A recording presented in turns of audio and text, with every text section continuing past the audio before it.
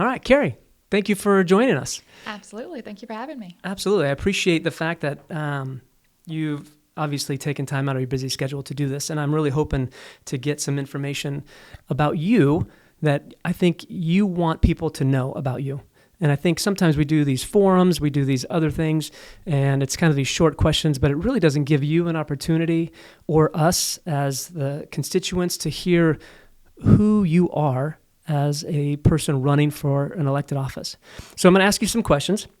Some of these will be personal questions because I really want to know who Kerri Callais is. But some of these questions will be based on government and some of these other things. So I want to know information of what you would do as a leader, because that's one of the big things that is one of my hot topics as well as leadership. And so before we get there, I want you to give everybody an idea of maybe your background, because I've known you for a few years now, but I don't really know like where you come from, how'd you get here, like who are you and where did you come from? Who am I? Who are you? So we'll start easy. Yeah. So I grew up in Eastern St. Bernard, in Toka. My family owned a grocery store. So I grew up basically in a family business. Okay, one second. Sure. I'm not from here. Yes. And there's probably a few thousand people that are not from here. What is Toka? So Toka is the area right inside of the Great Wall. Right. So if you cross the levee wall into, the fishing community, more Delacroix, Hopedale, Shell Beach, right inside that area right there is Toka, Kenilworth. So lower St. Bernard, but inside of flood protection, which was not there when I was a kid. Right. But I'm right. I grew up and spent most of my life in that area. Okay.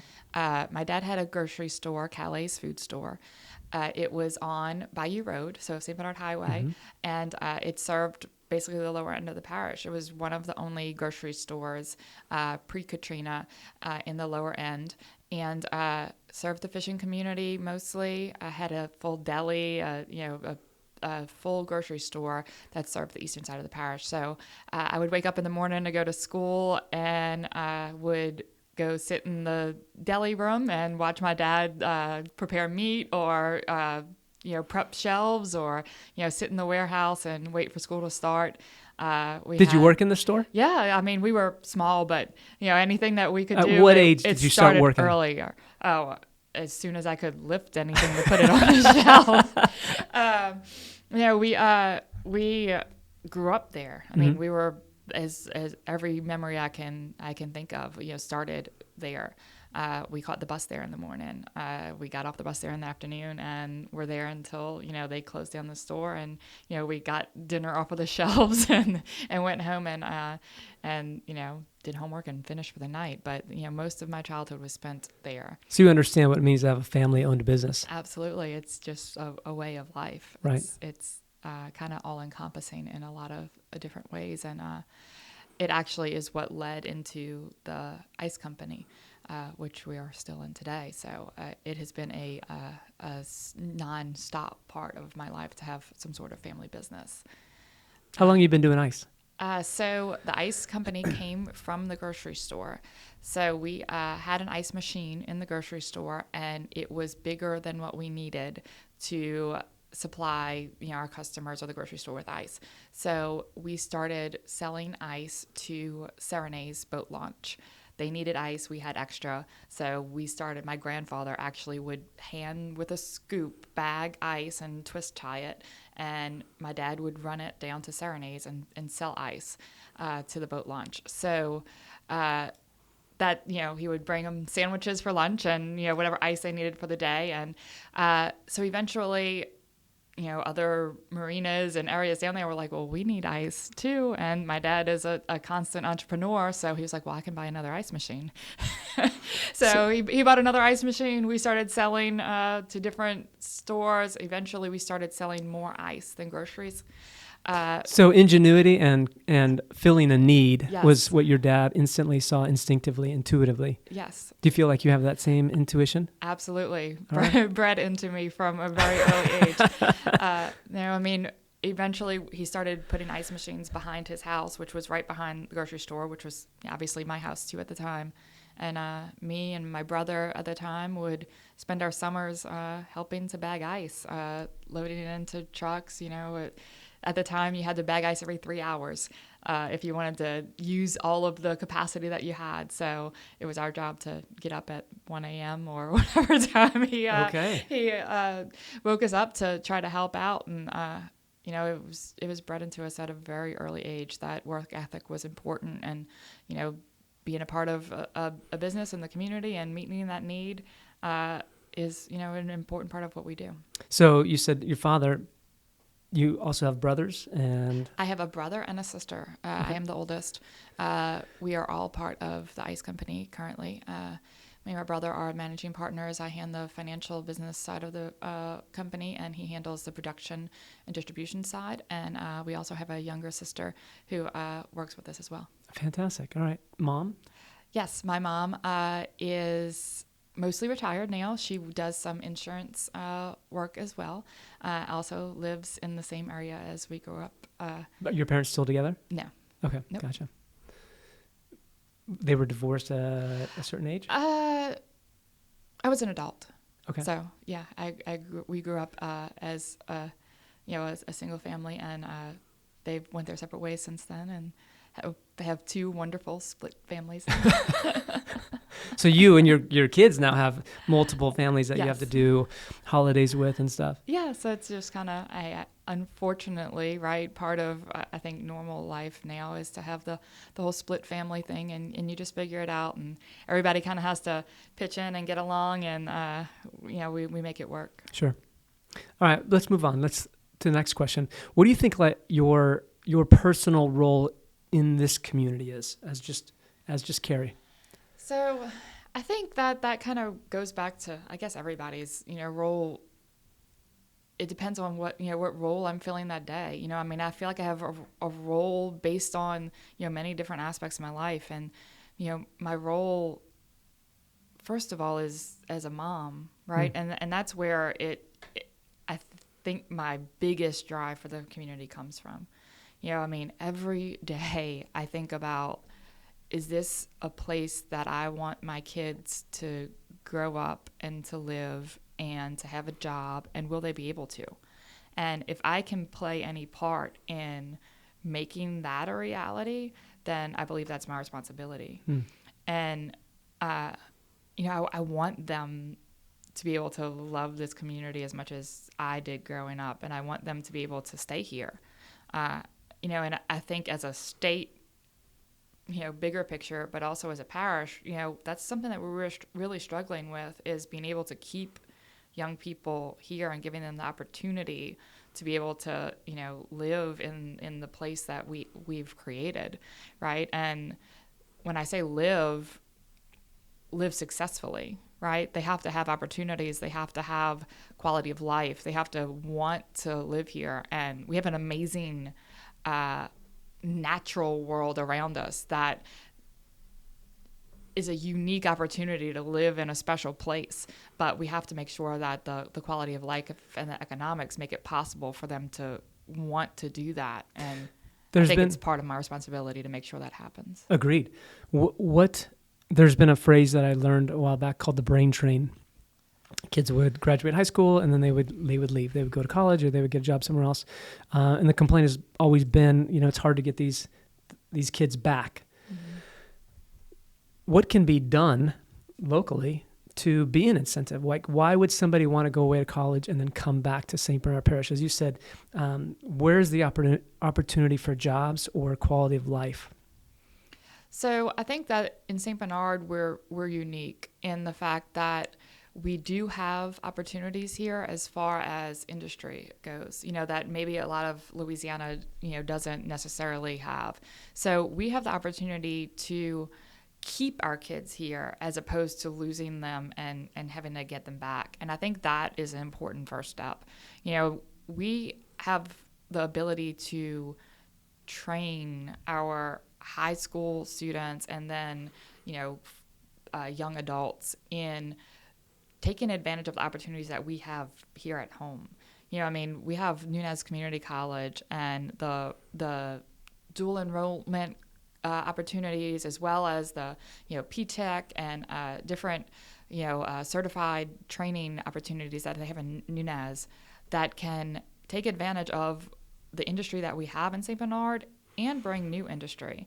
I mean, we've been working with Nunez Community College over the last couple of years on how we can make sure that St. Bernard is the hub for new and pretty exciting industry that is coming to the Gulf Coast.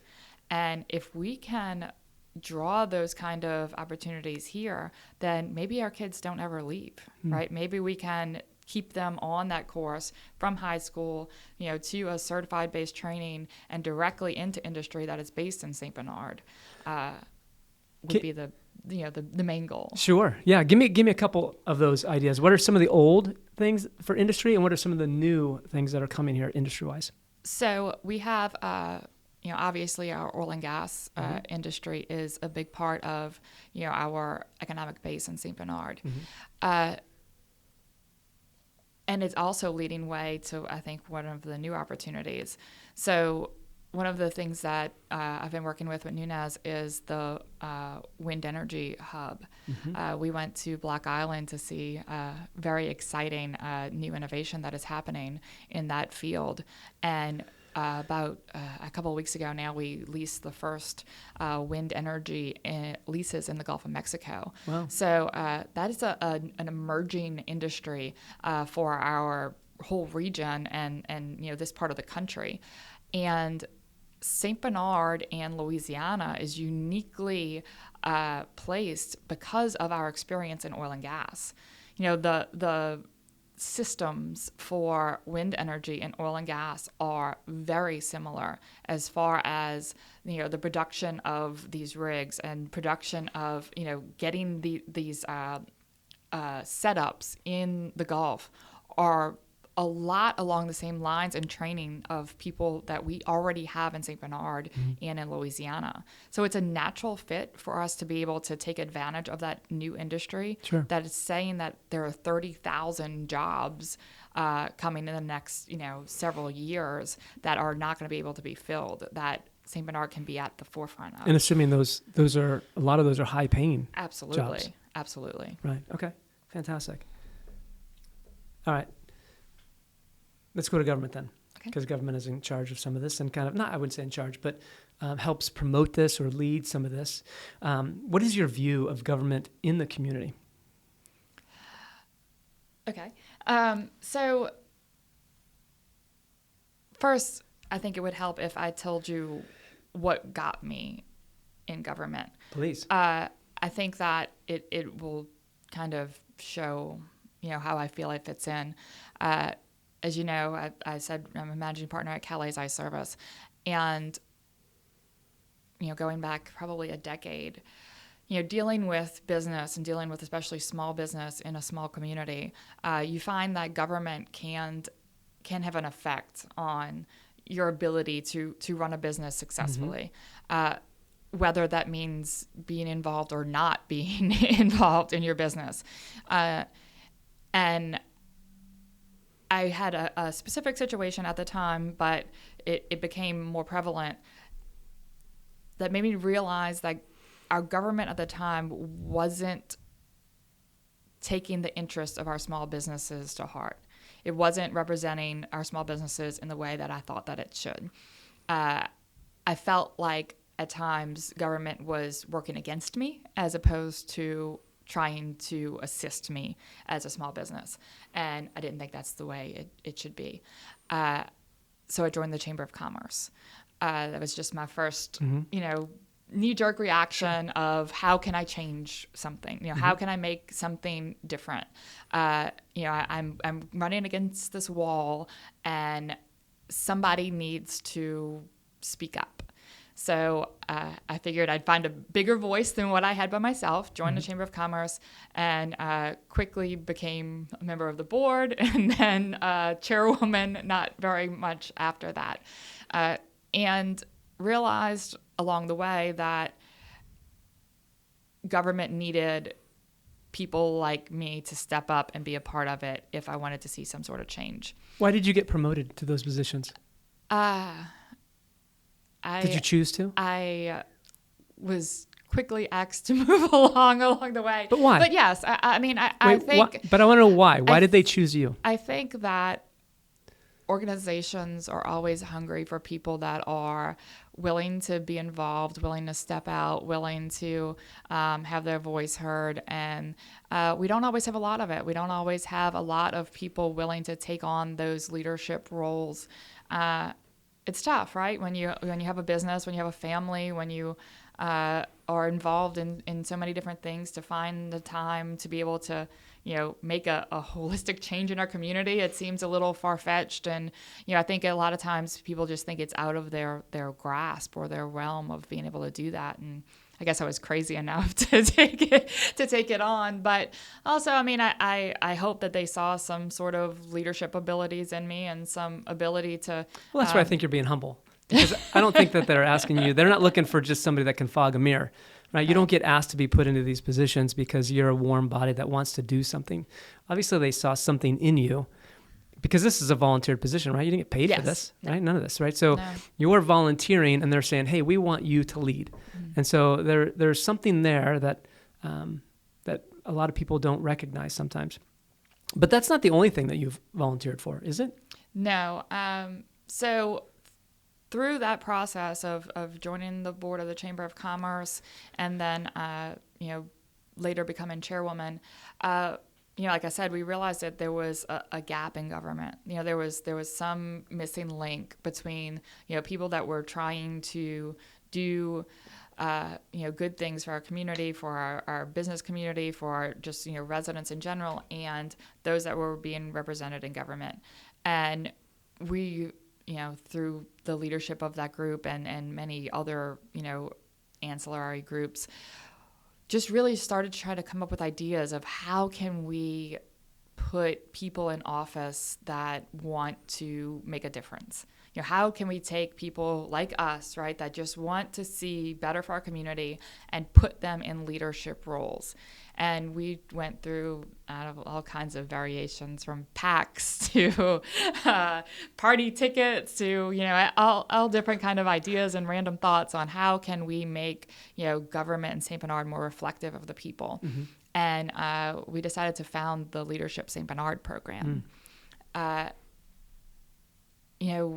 Let's start at the beginning. Let's create leaders. Let's take people that are involved, that want to make a difference in their community, that want, have this vision or have this idea or have this, cause that they want to champion, and give them a path. Mm-hmm. Make sure that they have, know the strengths, weaknesses of St. Bernard, make sure they know the assets and the different, challenges that we face, and give them a network. Give them the education that they need to do the things that they want to do, and give them, the network around them to be able to accomplish it. So we formed Leadership St. Bernard in 2014. It has gone through Has it been that long? 10 classes. Wow. Okay. I believe over 300 graduates have gone through the program.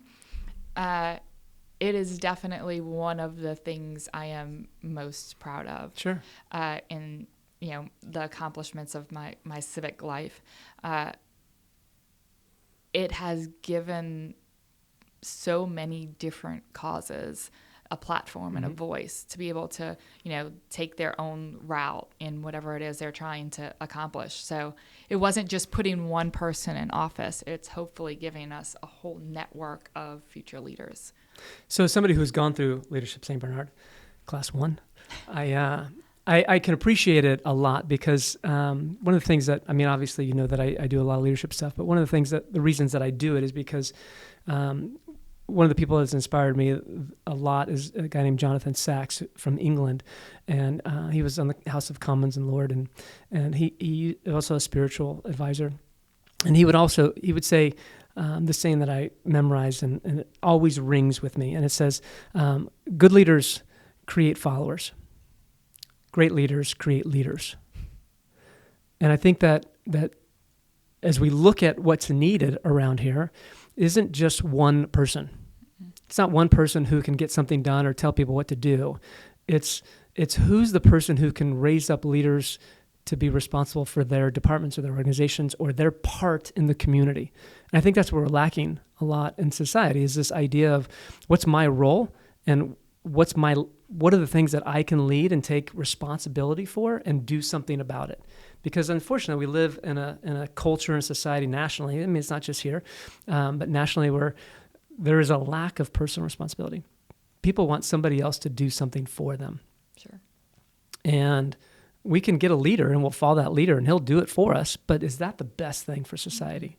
And I don't believe so. And I think that's why I loved Leadership St. Bernard, because it's this whole idea of like raising up leaders from within to become leaders in the community.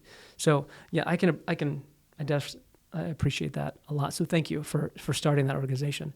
But that's not the only thing that you did, right? Didn't you? Haven't you also done some work on the coast? Yes. So being in the ice business and growing up in Eastern St. Bernard, we are, inherently connected to our coastal community and our fishing community particularly. It's a big part of, like I said, we started off servicing marinas. It was our base of our operation and still is.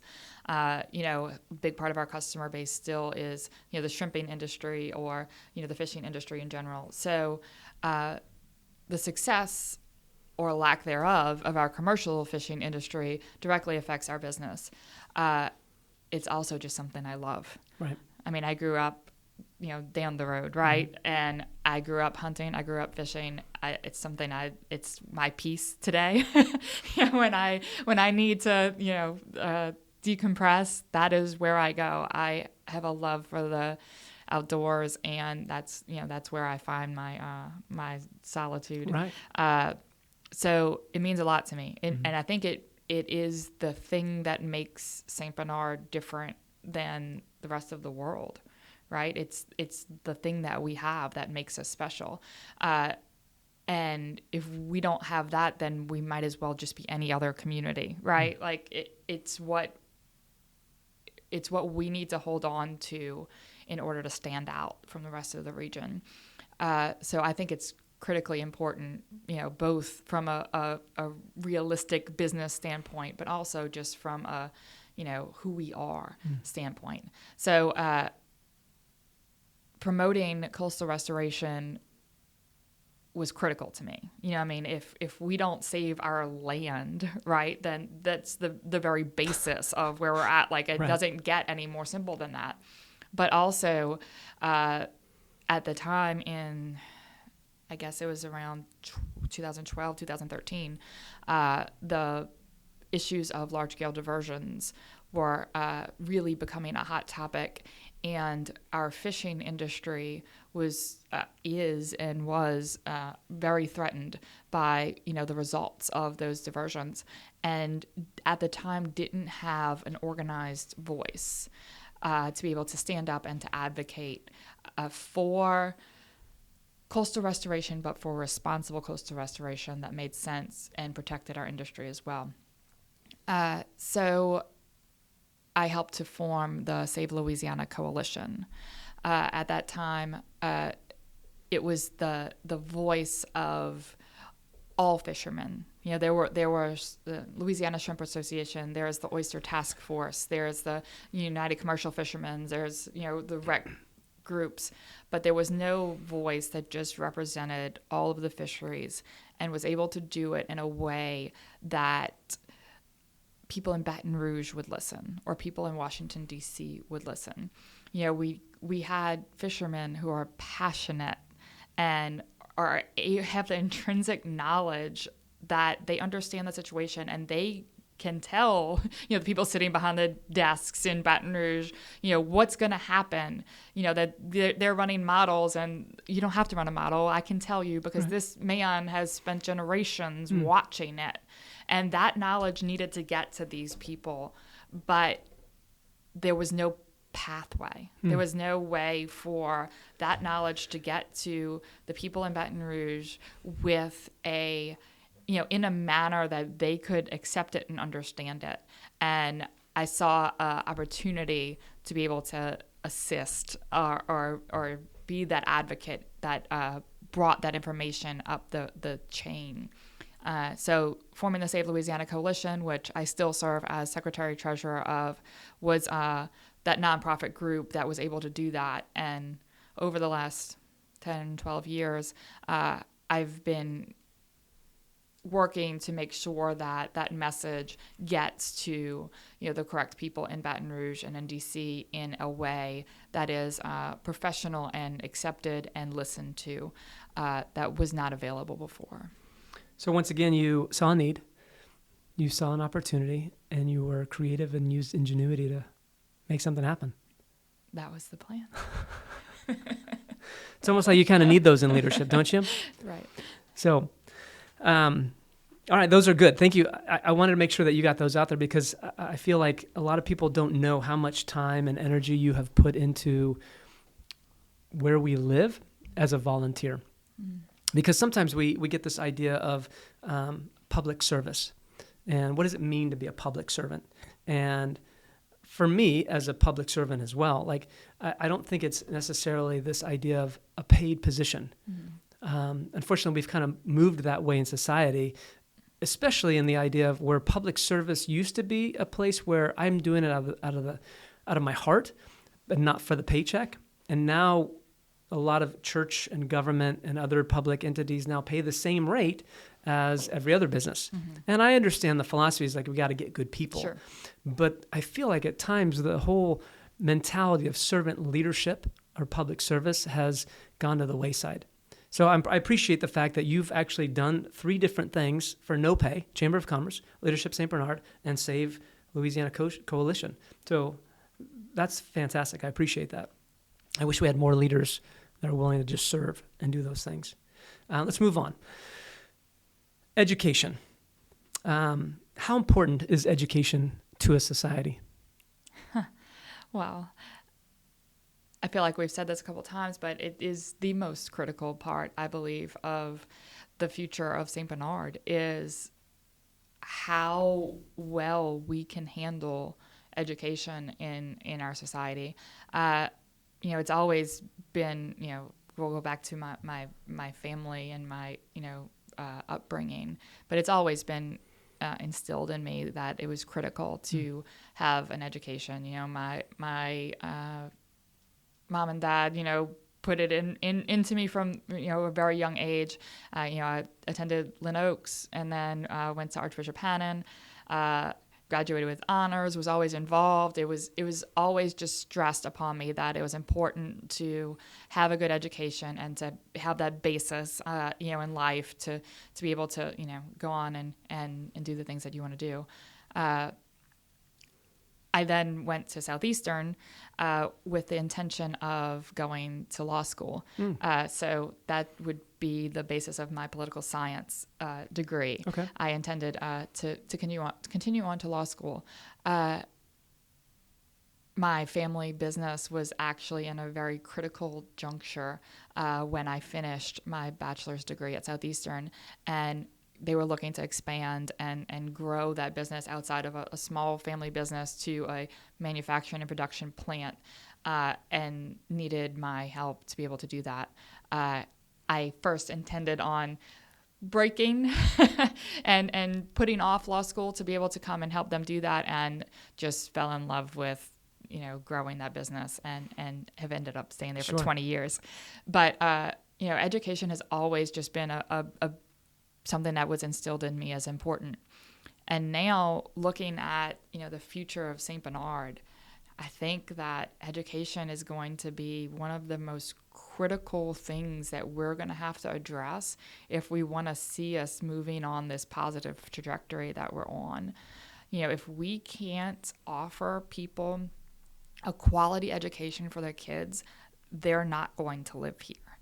If there is one thing that will determine where someone lives or if they move or come or leave a parish, I believe education of their children is one of those things, or one of the main things that will do that and safety. And we are blessed in St. Bernard to have a great education system. It's one of the things that has made us the fastest growing parish in Louisiana, is that we are a safe parish and we have a quality education system.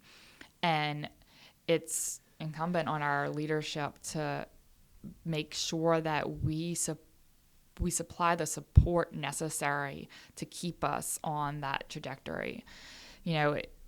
we're not in charge of education in parish government, but we do have the ability to make sure that it has the network around it to be successful. And I believe that there are some critical roles that we can play in being able to do that over the coming years. Give me one. So I think that one of the main things that we are facing right now is that we have children that are coming from either broken households or single family households, or don't have the opportunities that some of our families are blessed to have in St. Bernard. And they aren't getting the resources that they need to be successful. And I think that parish government can play a role in bridging that gap for those kids. I think that through our recreation department, we can diversify our programming to include mentorship programming, to include some non-sports related activities, to keep the kids that don't have the opportunities that all of us may have been blessed with over our lives, to bridge that gap that's missing and be able to show them that they have a path that they can be successful on. I think if we're able to reach those children and put them on the right path, then our whole system sees a different dynamic, right?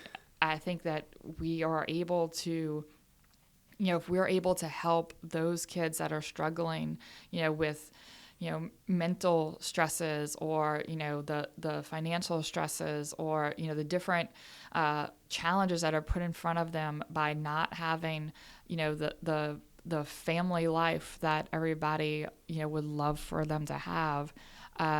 If we can reach those kids and give them a pathway forward, our whole system benefits. And I think that parish government can and should play a part in making sure that every resource that we can offer to them is available. So this is interesting. Two things on that I wanted to address. One is where do you start? Because I know too many people are reactionary. And so they're all up in arms right now about the high school. It's dangerous, there's fights, blah, blah, and I understand that, but I don't think that's the solution. No, it's an intrinsic problem, right? It's not we're fighting the symptoms instead of the cause. That's right. And I understand that it's not a short-term solution to fix that, but it is something that we're going to have to work on both sides of, right? We're going to have to deal with the current symptoms, but we're also going to have to be honest and address the causes of it. And the causes of it are, kids that have broken homes. The cause of it are the drug epidemic that we're dealing with, across the region, but here in St. Bernard as well, and the mental health issues that we're dealing with. And if we don't start addressing those things, then we're just going to keep fighting symptoms. And, I think that it is going to be reliant on everyone, and parish government is part of that conversation to build that base to make sure that those kids that need our help the most have some sort of stability, so that we're not dealing with these problems in any worse form in 2, 3, 5, 10 years down the road. And to talk about the 2, 3, 5, 10 years down the road, I like your root causes, but we have to start earlier. Oh, absolutely. I think the things that we need to be focusing on right now is the elementary schools. Like, we need to be focused on broken homes, drugs, mental health as early as pre-K. Right. 3, pre-K 4, because we have all of this already in the elementary schools, this brokenness that's taking place. And if we're just focused on the high school, we're just gonna continually have this problem over and over and over. And if we don't get to the root, we're just gonna be putting a Band-Aid on a bullet wound. Right. So yeah, we have to stop the bleeding, but we have to eventually go in and get the bullet. And I'm gonna go a little bit before you on that. I think it's gonna start as early child care. The access to early child care in St. Bernard is an issue. And I think there are state programs that can be brought here that can expand that access so that, more people have access to that child care programs, that puts those children at least in some sort of environment where they can, start learning. Most of our formation is done, before the age of 3. So by the time they're getting in the school system, you're really fighting backwards, right? Mm-hmm. If you're not dealing or putting these children in a system where they can get those core, foundational, systems in before they're 3 years old, then we're really, we're fighting, the wrong way. So I think that being able to have more access to early child care would be a game changer in St. Bernard. It also would allow, we have many single parent households in St. Bernard. It would allow, first of all, the ability for both parents to be able to enter the workforce if that is the correct route for their family, or for a single family to either further their education or enter the workforce, which is not always an option right now because of the lack of affordable childcare. So I think that it's, that fixes, right, or starts to fix many of different problems in St. Bernard if we can, expand that access. Yeah, and I'll back up even further. I think that I'm glad that you know that, because I quoted the statistic to the sheriff in my last podcast with him, and from age 0 to 5, 80% of your brain is developed by the age 5, which means the majority or the trajectory of your character is already set. So what you've already learned from 0 to 5 is going to be the course of your path. And so to back up even further, before you're born, where are the parents? Where is their character coming from? Where are their morals coming from? What are their teaching styles of what does it mean to be a parent, and how am I going to raise a child? I think that's the biggest cultural issue that we're dealing with. I mean, I agree we have to focus on the children, but I think for me, and as a pastor, my focus is like, we got to get back to the parents. Who's the mother? Who's the father? Are they the ones that really desire to raise their child this way? Unfortunately, we live in a world where I see it all the time. You walk through Walmart and there's a 2-year-old in a cart that's being pushed, filling with groceries, and they're on a tablet. That, unfortunately, is most kids' parent. That they get more information from that tablet than they do love and development from a parent, unfortunately. So we have some cultural issues that we have to change. But I digress. I want to keep moving forward because I don't want to keep you here too long.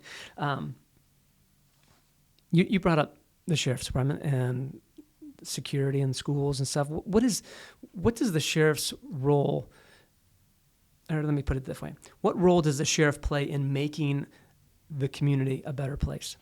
Well, I mean, it's absolutely critical, right? I mean, it's as critical as we were talking of education.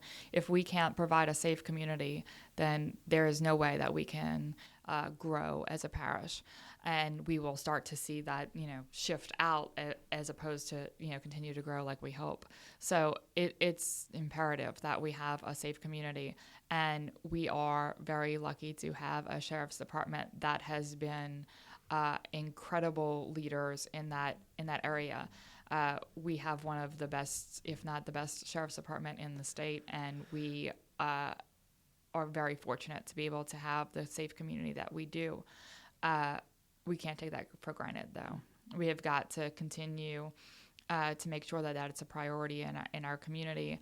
And one of the main things that I think is imperative in that is that we have teamwork, right? We have a team in parish government, in the sheriff's department, and, like we said, the school board and the education system, that all can work together to make sure that we're all working towards the same goal. And I think that's part of what our success over the last 8 years has been, is that we've had that team. We've had, although we may disagree on certain points of how we get there, everybody is moving in the same direction. And the cooperation between the sheriff's department and parish government has been, incredible over the last 8 years. And it's going to have to at least stay at that level, right? Because, like all the challenges that we've discussed, they're not going away. They're a part of, what we have to deal with in the future. The opioid crisis that we're dealing with is a real factor in St. Bernard. that is going to have to be, addressed in more creative ways and ways that are outside the box of and that's our what I was just going to ask thinking. you, because you're not sheriff, but how can government work with sheriff to address these issues? So we have already started putting together the framework between the parish government, the district attorney's office, and the sheriff's department of an opioid task force. There's some funding that has been made available through various lawsuits that has come down, that we need to make sure that we have a team in place that can think outside the box and get creative and come up with as much, different ways of attacking this problem as we can, because we're not gonna enforce our way out of it. We're not going to arrest people out of, drug addiction. That's not gonna, our sheriff's office is there to keep us safe, but that's not where the problem starts. And if we don't find real world solutions to help the people that are being, crippled by this crisis, then we're going to continue, like we said earlier, fighting symptoms as opposed to dealing with the actual problem. I've heard that statement. Devin, if you remember that, I heard that statement just a little while ago. We can't enforce our way out of this. We have to be creative. And I think that there are things that we have to be willing to look at and maybe say, well, let me ask you this question. What is it called when you continue to do the same things over and over and expect different results? I think it's insanity. Right.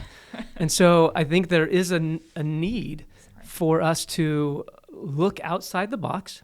And so there has to be a level of ingenuity and creativity from our future leaders to say, look, we need to look at these and ask the tough questions. How's that working? Mm-hmm. And I, as a pastor here locally, I got in trouble a lot of times because I would ask that question.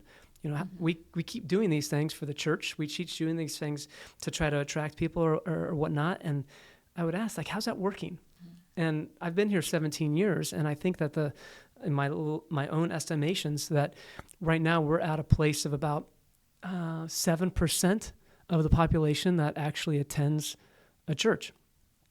And so I think as we go through these questions, one of the things that I am passionate about is that there are 4 pillars that are important to this society: government, the sheriff's department, education, clearly critical.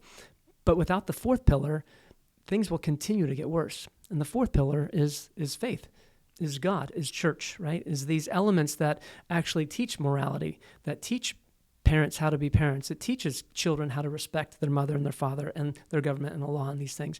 And so we've lost a lot of these elements in our life that used to be positive, and then they became taken for granted, and now they are apathetic and missing. And we wonder why we have these problems that we're having. Why do we have drug problems? Why do we have issues with brokenness in homes?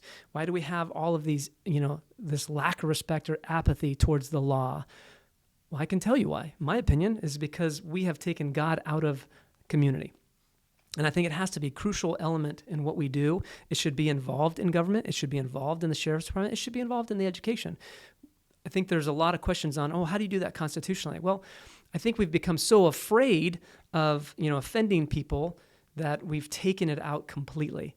And we have to find some creative people that are willing to say, look, let's take some risks and let's bring God, an aspect of God. We're not forcing religion in people's life. That's not what I'm advocating at all. Mm-hmm. But I do believe that he has to be a part of communal life. Otherwise, we lose the community. Mm-hmm. And so based on that, let me ask you your idea. What do you believe the role of religion or faith is in your life and as well as the community life? Sure. I agree that we've lost a plumb line. Right? Like there used to be a plumb line. I love that you said that. Of right and wrong. And now it's sort of up to interpretation, which I don't think it was ever intended to be or should be. There is still right and wrong. And if we don't accept that as our first truth, right, then we can't ever proceed past that. So I do agree that there is some moral basis that needs to be regained in our society. To me, my faith is definitely a big part of it. I think that, I believe that I am put here based on my faith and based on, where God's plan for me is in this society. I think it's played a big role in why I've gotten here and how I've gotten here. If we can get faith and that plumb line back into our households, we're not having half of these conversations, right? The path towards doing that. I mean, I hadn't heard 7%, which is quite a disturbing number. I don't know what the answer is to being able to bring that back around, except to continue to speak it. That number comes from, if you did a poll in the parish and people said, are you Catholic? Are you Baptist? I'm sure those numbers would skyrocket, Sure. right? But based on living here for 17 years. What do you do about it? I've lived here for 17 years, and I say, where do you go to church? And like, oh, I go to this place. I'm like, okay, regularly? Well, not really. Well, when's the last time you've been there? 1999. But you still consider yourself Catholic, Right. or you still consider yourself Baptist, but you Right. haven't stepped foot into Mass or a church service in a decade. Mm-hmm. And so my numbers come off of, okay, who's actually regularly attending some type of faith organization? Mm-hmm. And knowing the amount of churches that are around here, so I figured out, just trying to, on my, like I said, on my own estimation and going to places, I really think we're at about, at a maybe 4,000 people that actually attend a regular service, even once a month. 4,000. We're a parish of how many? Right. And I know that is a national or probably worldwide, right? But issue, right? Well, the national statistic is 36%. Oh, wow. So we're well below the national. So when I talk about, the idea of apathy, like, I think we're at a place where, as you said, it has to be talked about. We have to bring this back into the public square, because if we did, we probably wouldn't have as severe problems as what we're talking about right now. Mm-hmm. So based on that, there's a couple themes, or I shouldn't say 7, there's thousands of themes, but a few themes that I think are extremely important for somebody running for your position in government and leadership. And I want to get your opinion on these themes, these biblical themes that we talk about. And a lot of people maybe not even realize these are biblical themes, but they come straight out of Scripture. And so I wanted to get your idea, if you could define these and just explain them in your own life. Okay. Character. So to me, character is what you're doing when no one's watching, right? And it's critical to me, and I have watched, especially over these last couple of months, and this is kind of a different path than what we're going down, but why don't we have public servants? Why don't we have, people that are willing to step up and do this job? And if you've been paying attention at all in St. Bernard for the last couple of months, you know what the answer to that is because it's a horrible system to go through, right? It's a really bad path to have to go through to give yourself to represent the community.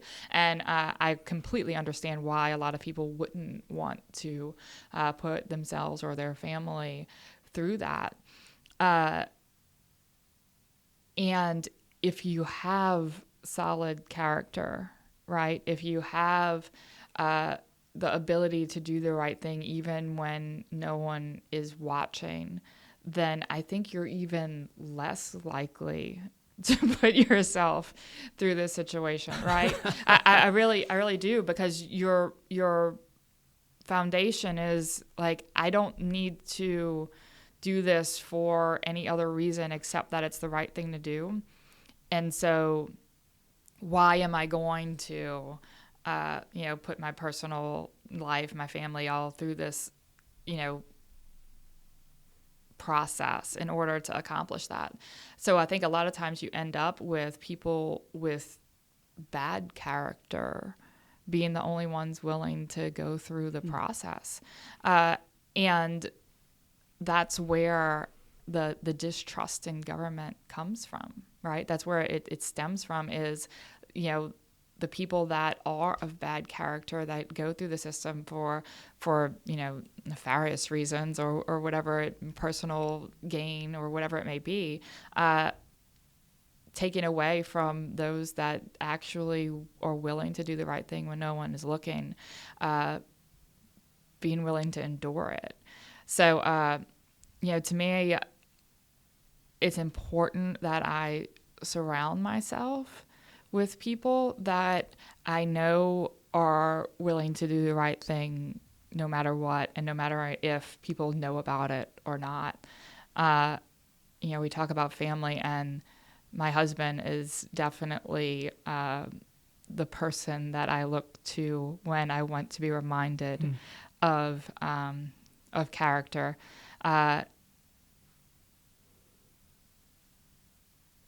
He has the uncanny ability to just say, well, that's the right thing, so that's what we're going to do, period.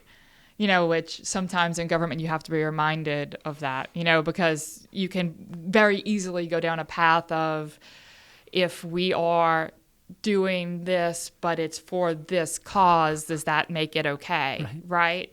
And if you have that basis of character in know if it's wrong, right? If we go back to the plumb line, if that's not the right thing, it doesn't matter what the outcome is. And I think that surrounding yourself with people that just have that basis of good character, no matter if people understand it, if they know it, if they see it or not, then the outcome will be what it's meant to be, right? It'll be, the right thing will come out the other end, because that's all we're inputting is the right thing. So I'm probably strayed very far off of your original, no, it was good. Your original question. I appreciate that. But it's very important to me to surround myself with people that are willing to do the right thing. Where did you get that idea from? Why do you do that? Why is it important to you? Or maybe where did your belief of this come from? So I will have to go back to where you started from and say that it's from Scripture. It's what we're taught, right? It's what we should be taught. Is, there is only one person, one entity that we answer to, and that's God. And if we can wake up every day and say that we are, doing as well as we can as flawed human beings in his eyes, then we're probably on the right path, right? And, I just try to stay, try to live with discernment and try to listen as much as I can and hope that I am following on that path as closely as I can. Excellent. Next word, integrity. Well, that's sort of the same thing, right? I think that's just kind of the output of character. If we're following that path and doing, what we believe is right, and what is actually right in the world every day, then our integrity will follow. Sure. And there's an old passage in the Scripture that says, "Let your yes be yes, and your no, no." Why is that important? Well, so especially in public service, right? It can be difficult to stand by what is, what we believe is right, inherently or inside of ourselves, because of external pressures, right? Because of all of the things that are involved in making a decision, right? When you're making a decision as a leader of a community, there is never one right answer. There are always different factors. There are always different viewpoints or different, places that people are coming from that are important, right? And everyone is going to view a situation from their own lens. and their lens is not going to be the same as the person sitting next to them. And as a leader, you have got to be able to, look kind of above all of those things and find the greater good of the community. And that means that you're not going to make everybody happy all of the time. And it also means I've found over the last 8 years that people may not always understand the decisions that you make either. People may not understand why, I had to make this decision, even if it's not the outcome that I wanted to see, because it was the right path to go down for the community. Even if my personal belief isn't in line with that decision, if it's the overall right thing for our community, then we have to, as leaders, stand up for that. And that can be a really tough spot to be in, especially as, someone who doesn't want to, have to tell people no, or have to disappoint, someone who has a legitimate concern, but it just may not be the right decision at the time. And I think that it's definitely, one of the challenges of leadership, to be able to, I guess, have the shoulders to bear that and say, this is still the path we're going to go down, even if it's difficult. Well, people love to be the armchair quarterback. They love to say, you should have done that, or you should have, if I were the person, I would have done that. Right. But most of those people never have had to sit in that chair and make the decision that affects everybody. I mean, that's difficult. So I appreciate your answer. I mean, that's one of the most difficult things in leadership is to make decisions. It really is. I mean, we have to communicate, we have to deal with problems, we have to be creative and have ingenuity. But to pull the trigger, knowing that the decision you're going to make is going to affect a lot of people, very few people are willing to do that. So I thank you for being a person of character and integrity and saying, look, I'm willing to make that decision, not for me, but for the community. Next one then, personal responsibility. So that's interesting, and it kind of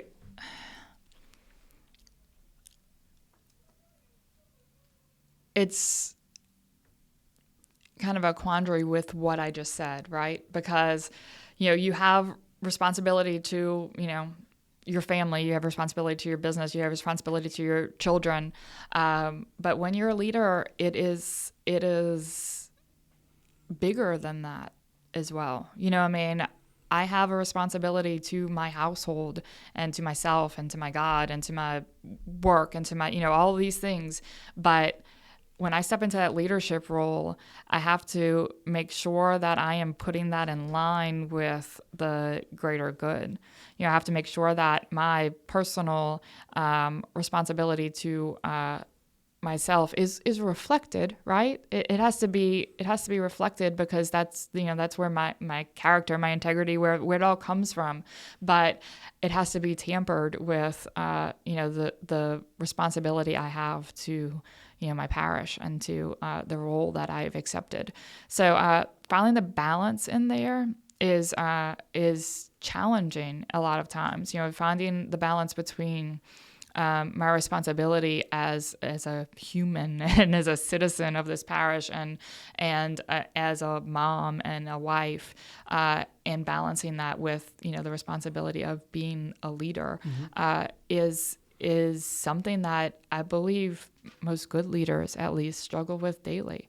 Being able to look yourself in the mirror and at night and say, I did, the best thing that I could do, in all the decisions that I made, is critical. And it's one thing that I'm not willing to sacrifice. No matter what decisions I have to make, no matter what roles I take on as a leader in St. Bernard, which I think I will always consider myself a leader in St. Bernard, no matter what my title is. I will always be able to look myself in the mirror at night and say, I didn't,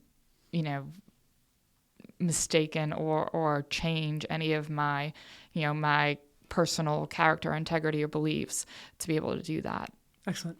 Based on that question, I wanted to go back to a previous question that I forgot to ask, but I think it fits perfectly here because I think as a leader, as you just said, you don't need the title to be a leader. And I don't think we do.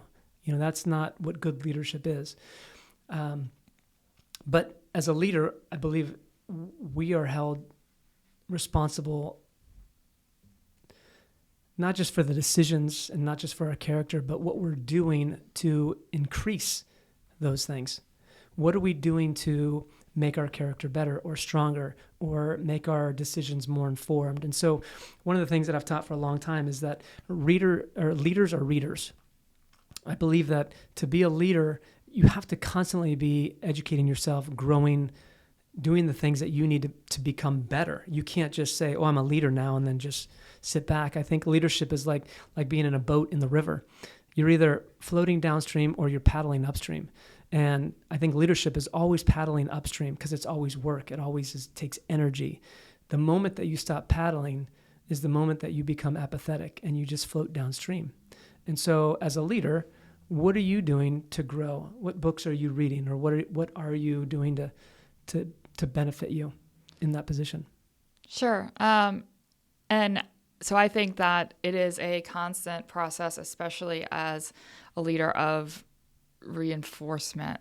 If we're not constantly reminding ourselves of why we're doing this and what we're doing it for, then you're going to burn out, right? I mean, it's especially as of late, right? It is a constant process to reinforce those skills, to continue to learn, to continue to grow, and to remind yourself of, what a leader is, why you have started on this journey, and what you want to see accomplished. And there's many different ways to do it. I mean, I participate with you in several leadership programs or meetings or gatherings of leaders that happen throughout our community on a regular basis. Faith forums and breakfasts and different meetings that just kind of bring leaders together and iron sharpen iron, hopefully, right, and reinforce those thought processes and those beliefs. It's also a personal journey. I do love to read.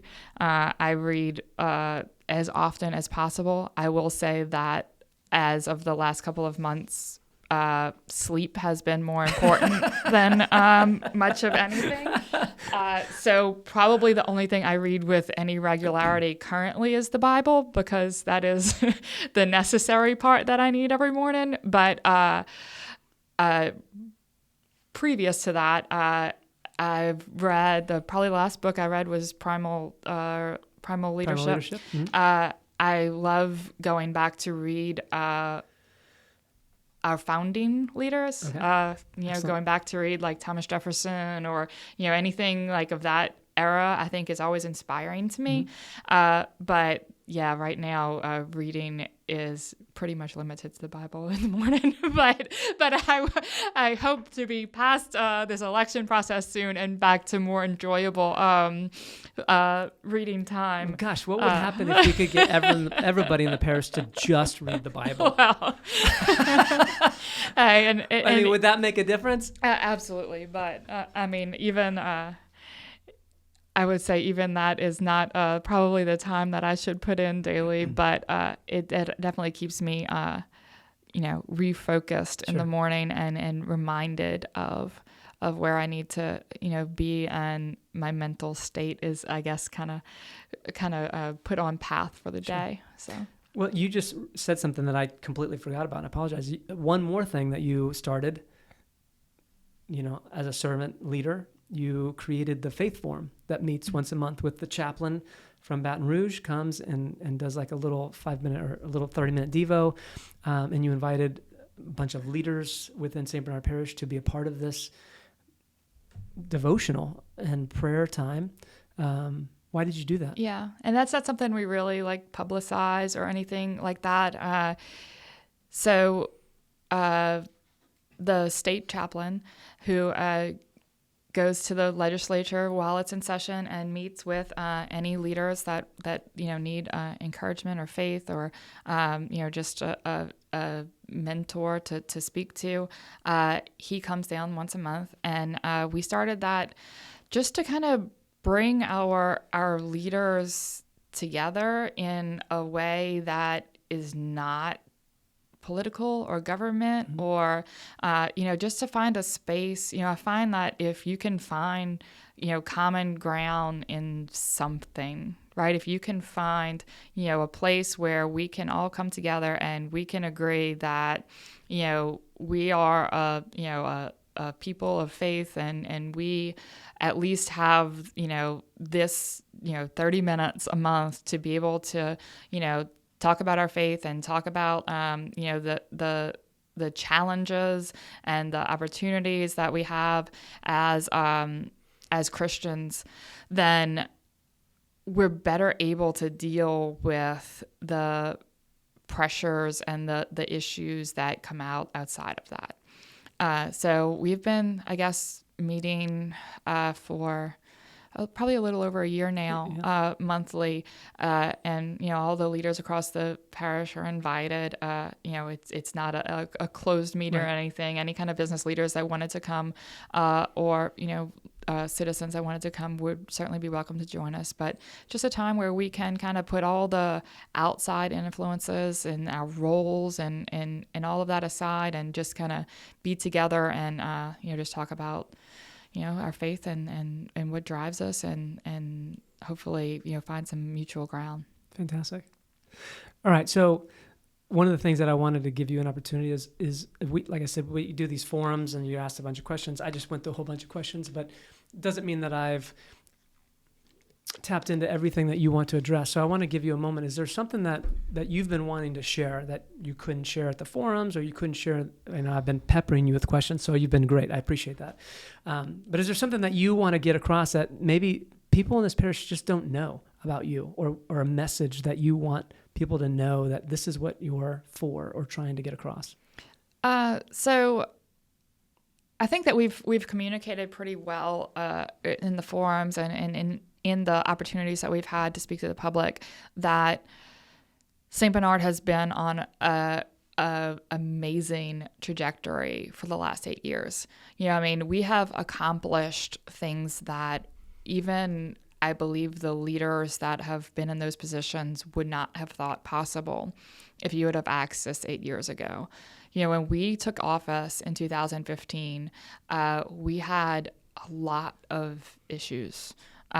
Large-scale issues that I don't even know if the public was fully aware of, or we weren't fully aware of when we stepped into those roles. We had a budget that was a mess. It was reliant on one-time funds to fund, recurring revenue or recurring expenditures. That was not sustainable. We had, scattered redevelopment. We really didn't have a cohesive plan of redevelopment in many of our neighborhoods. We had 1,000 lots that we were taking care of as a parish. So not only were they not in commerce, but they were a drain on our expenditures.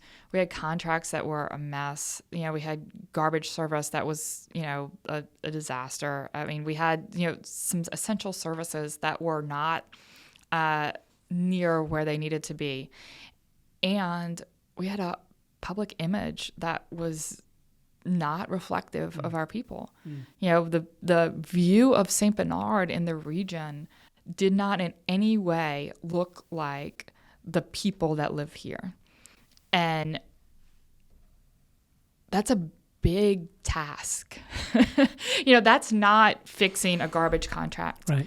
That is a long-term goal of, we are only going to be professional.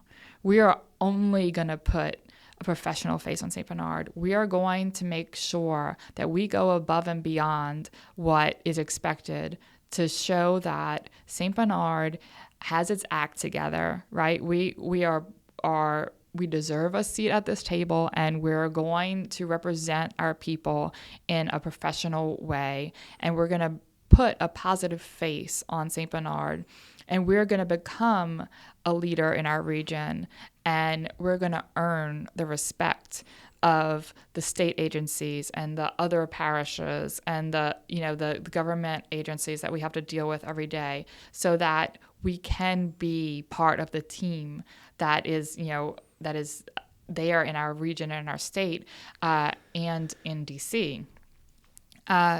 So we had a lot of work in front of us, and the accomplishments that we've been able to put on the table over the last 8 years is really remarkable. We've put those 1,000 lots back into commerce. We created a coastal department and went from one coastal project to over $1 billion in coastal projects over the last 8 years. Wow. We have created an image in the state where people come to us now, where people come and say, hey, how did y'all do this? Because, that really worked. Can you help us, in our parish, be able to do that as well, which was never the case in St. Bernard before. We balanced our budget. We received the last 7 years excellence in financial accounting for parish governments, which is, St. Bernard has never received that award and has received it every single year that we're in office. So the turnaround is remarkable, and it shows through the quality of life that we've been able to offer in St. Bernard, through the neighborhood parks, through the skate park, through the splash pad, through the many different things that people want to see, the bike paths all throughout the parish, that make, St. Bernard somewhere where you want to live, where it's not like, I have to live here because it's close to my work. It's like, this is a wonderful neighborhood and a wonderful community. And I have, this park for my kids to play in, or I have this, bike path to ride across the 40 Arpent, which is not, anything that can be seen anywhere else in the region. We've been able to make huge strides. And I really was conflicted on what my next role would be in St. Bernard.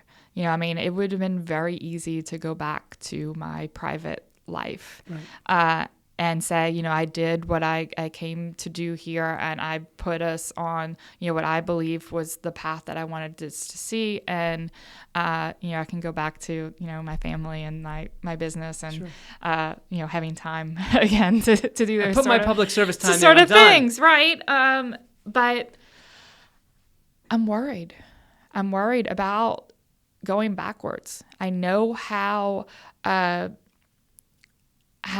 soft the ground is, right? I know that we can easily slip back to the way things were before.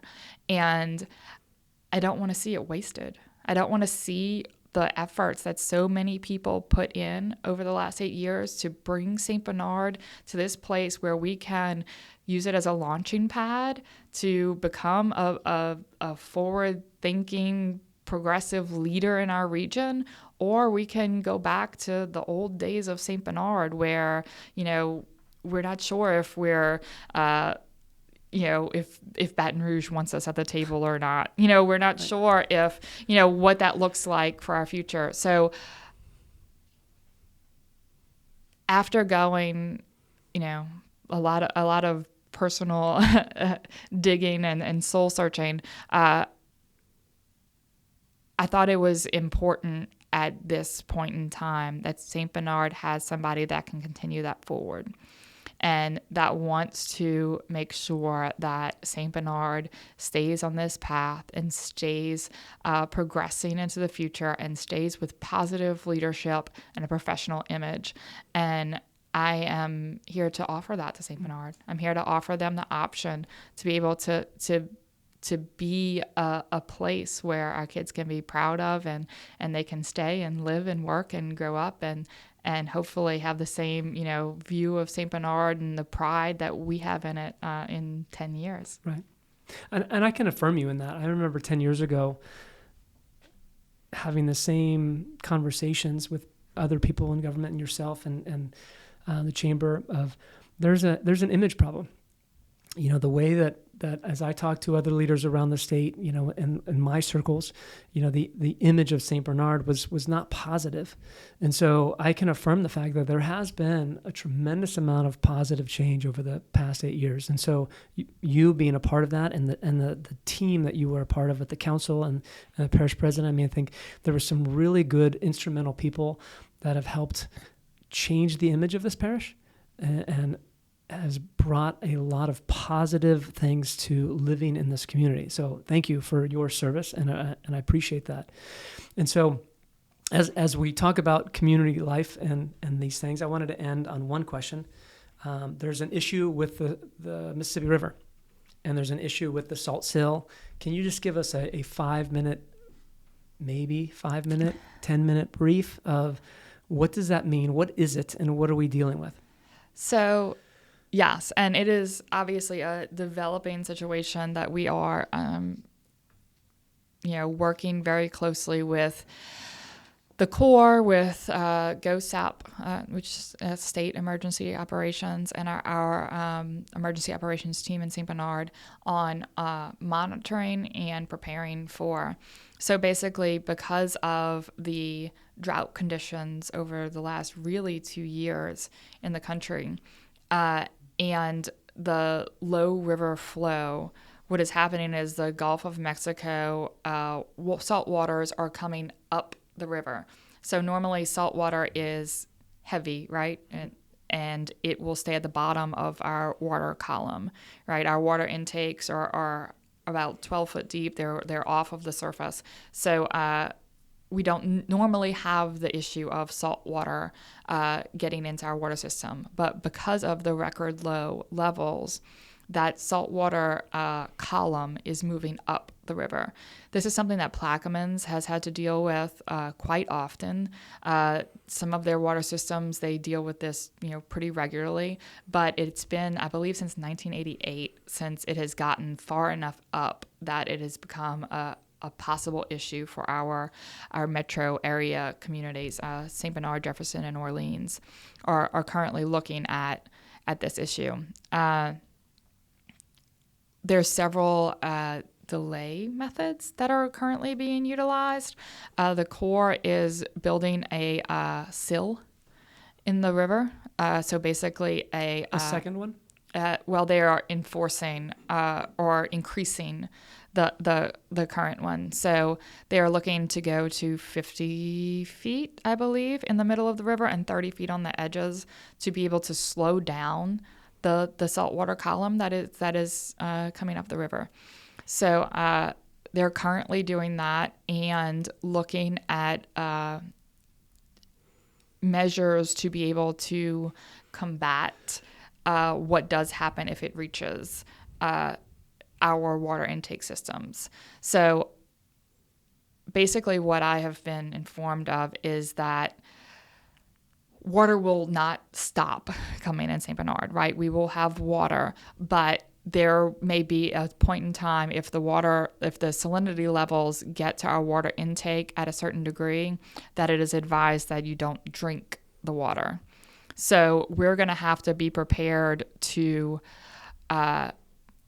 bring fresh water in, whether that is through our water system, through barging to be able to get, fresh water into our system to keep that salinity level down, or whether it is actually bringing in fresh water for drinking in St. Bernard. We are working with GOSAP and with the Corps and making sure that all options and all possibilities are being considered right now. We are a few weeks out of this being an issue for St. Bernard. We're praying for rain first. I know that's not a governmental solution, but rain in any part of the upper part of the country will help the situation.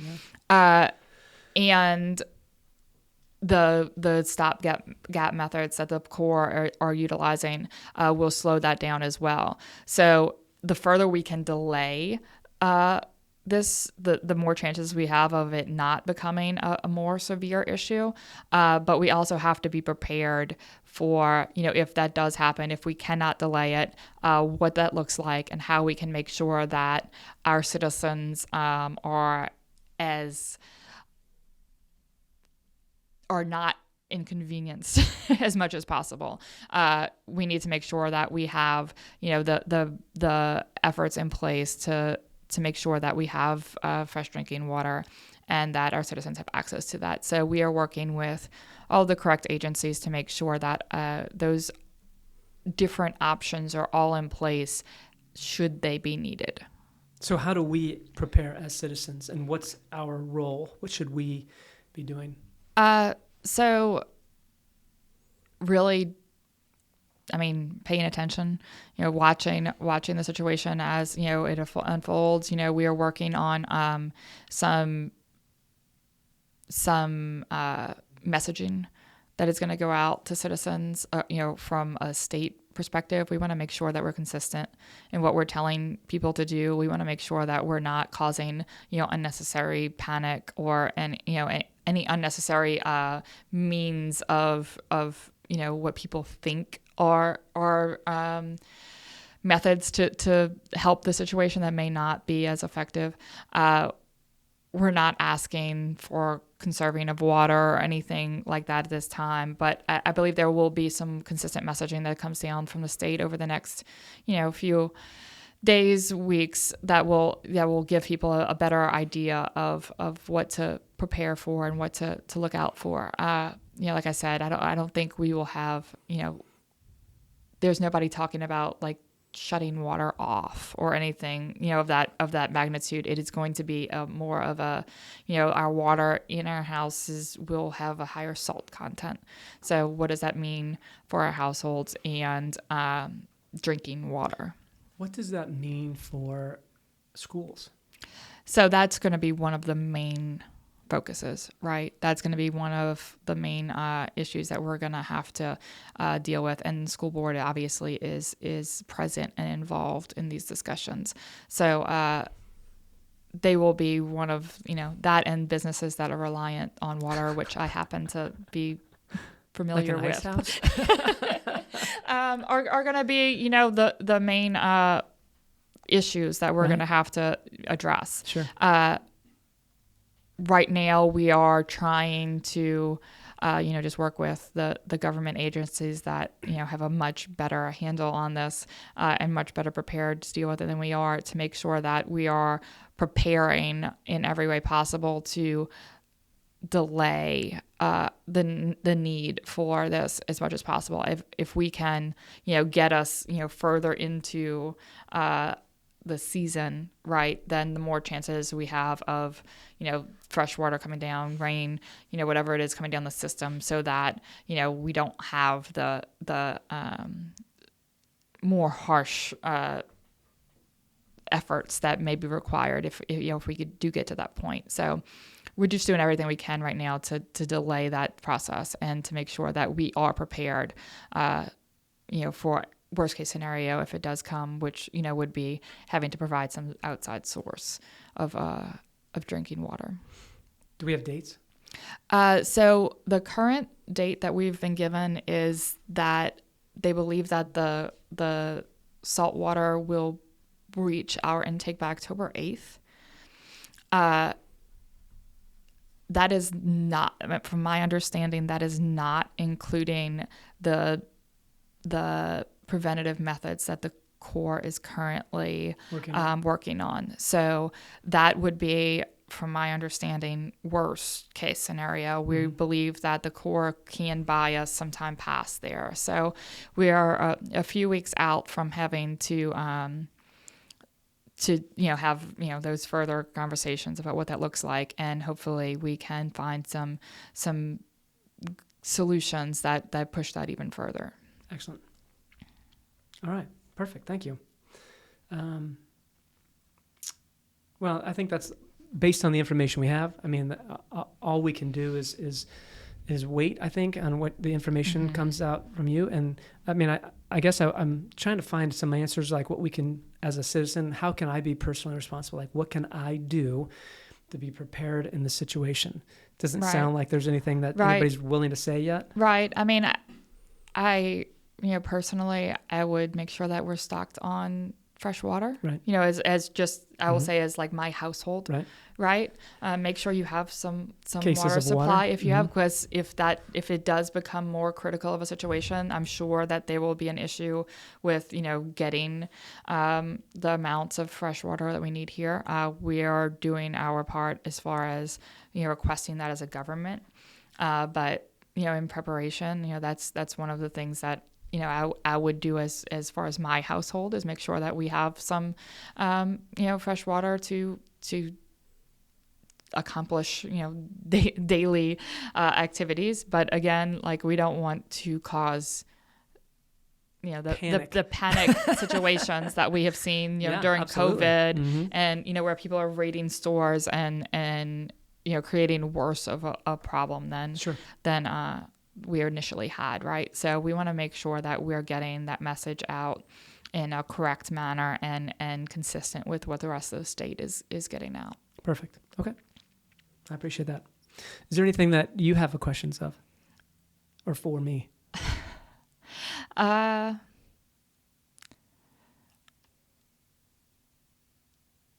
Sure.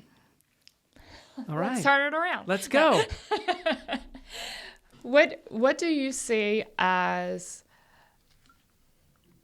a leader in the community, and as a leader in faith, as a leader of a church here in St. Bernard, and as I know I have friends across the community that are all, we have an amazing church community here in St. Bernard that I know a lot of the leaders all work together and have, some sort of community of faith-based leaders. What do you see as your role in this time in our parish and our future and leadership, and this election cycle that many believe is very critical to the future of St. Bernard? What do you see as your role, and do you believe you have a role in St. Bernard staying on the path that you believe that it should be on for the future? Great question. I think that, I do believe that I have a role. And I've pondered this quite often because I'm still here. I moved here 18 years ago. I never wanted to move here. And God brought me here for a specific reason. And a lot of that was during the recovery. But then I ended up recognizing that there was a lot of things that were broken beyond the bricks and mortar. And the families that were broken, the businesses that were broken, the lives that were broken, and the trauma that came from this. And I believe God made it very clear that this is where I was supposed to be. But my mindset, my ministry is always been a little bit different. And a lot of that is from my own personal education and what I've been learning and how I've grown in my faith. And I really see myself as the role that I have here is to be an influence. A lot of churches are focused on, and I don't mean this in a negative way, but butts and seats, that church growth. They're trying to get people into their churches. Where for me, my ministry has always been about the community as a whole, and how can I influence pastors, public servants, and government and leadership? How can I be an influence to education? How can I be an influence to businesses? How can I influence, especially like when it comes to business, how can you be an influence and tell people it's okay to run a business with God being at the center of that? Too often we get into this perspective you talked about character and right or wrong. And it's easy to start making those choices of, it's okay if I cheat a little bit here. It's okay if I lie a little bit here. And those are all slippery slopes. And the moment that you find yourself heading down that path, it is so hard to recover, if even maybe not even possible, to recover your character once you've started down that path. And so for me, my role in this community is how can I influence Kerri Callais so that when you find yourself in leadership, that your character is solid, even if you have to make a decision that everybody wants you to make a different one, you know this is the right decision to make. So for me, my purpose is, well, kind of like the name of this podcast is Catalyst Conversations. I really feel like my role here at St. Bernard is to be a catalyst for change and positive change, whether that be in government or whether that be in the church, or in any other place, whether it be in families. I want to be a catalyst where people can see life differently. Like the old mindset, like this is just how we've always done it, or my favorite, it is what it is. Just kills me, right? I remember walking through Walmart this was about 3 or 4 years ago, and a guy had a black t-shirt on like this with white lettering, and the top said, F it, but it didn't say F it, it is what it is. I'm like, that is the mindset right there that we're struggling with. We're struggling with, well, this is just how we've always done things, so why do anything different? I'm going to add one that I've just been exposed to this week that I realize is just as bad, is we have to do something. Well, which basically means we don't know what, right? But we're just going to act because we should act. So I understand and feel that that mindset. Do you remember Isaac? Yes. Okay, so it affected you. You're down the Yes. road girl, right? So Isaac was big, and I remember we were handing out ice, and water to people, and there were all of these signs around, and the churches posted them everywhere, and it kind of bothered me a little bit because it said on the signs, it said, nothing changes until something changes. And I couldn't figure out what my biggest struggle with that was, but I did not like it until in my spiritual growth and I grew, I recognized that the problem with that statement is that it's pointing a finger towards somebody. It's the idea of something needs to change, and that something is you. You need to change. Mm-hmm. And what I've learned in my personal growth in life and spiritual life is that I realize that nothing changes until I change. If I want my marriage to be better, I can't expect my wife to change. Mm-hmm. I have to be a better husband.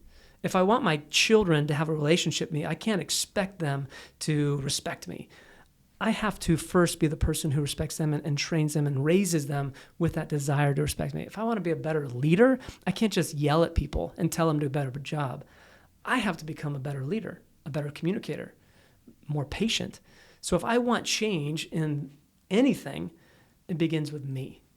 And that's been my message for over a decade. And that's why this conversation with these political leaders started over 10 years ago, was personal responsibility. Mm-hmm. I really think that our role and my role as somebody who's trying to be a catalyst is like, we have to bring personal responsibility back into the realm of society. And for me, it begins with God. We're all personally responsible in our relationship with God. And if we can't get that right, all of the other stuff is not going to get right. Right. You bring up an interesting point that I think is a big part of the current change or feel in St. Bernard, is that, you weren't born and raised here. And I've heard that so many times over the last couple of months with an election. It's always been such a big part of St. Bernard, especially in choosing our elected leaders, that they be born and raised in St. Bernard. And it's just an interesting cultural thing, I think, that, right. If you don't have generations of family here, then you're not as real of a St. Bernardian as someone else. And I say that as someone who was born and raised, right? Sure. I mean, my family has been here for a long time, but there's this interesting dynamic since Katrina of people that chose to be here. Mm-hmm. And that means something. People that are choosing to live here from somewhere else, they don't have to live here. They can go anywhere, right? And they're choosing to live in St. Bernard. And that is a bigger part of our population than ever before. And we're seeing shifts there, right? We're seeing different mindsets, different ideology, different, types of people come into St. Bernard. And it creates a dynamic that is not something that we're used to dealing with, especially as leaders, where we have to make sure that we keep St. Bernard's culture and its heritage and what it makes it special, and we don't let that slip away, right? It stays part of who we are, but we shift in in the mindset that we use to handle, some of our issues or the way we look at our population, because our population is different than it was 20 years ago. It is full of different people and people from, across the country, like you said yourself, that care about this community, and we need to make sure that we are moving forward in a way that reflects all of those viewpoints and ideas and personalities, and still maintain, our inherent St. Bernardian traditions and cultures. So it brings an interesting dynamic, I think, to this current juncture in time, I guess, in St. Bernard. And I think it's important to at least recognize that it is there and is a part of how we're going to move forward. Absolutely. And I think we have to. And from a conservative perspective, I mean, too often there are people on, whether it be political or just individually, like we get this mindset of like, well, you're a liberal, you're a conservative, you're a Democrat, you're a Republican, and we have this bipolar, split between where we're going.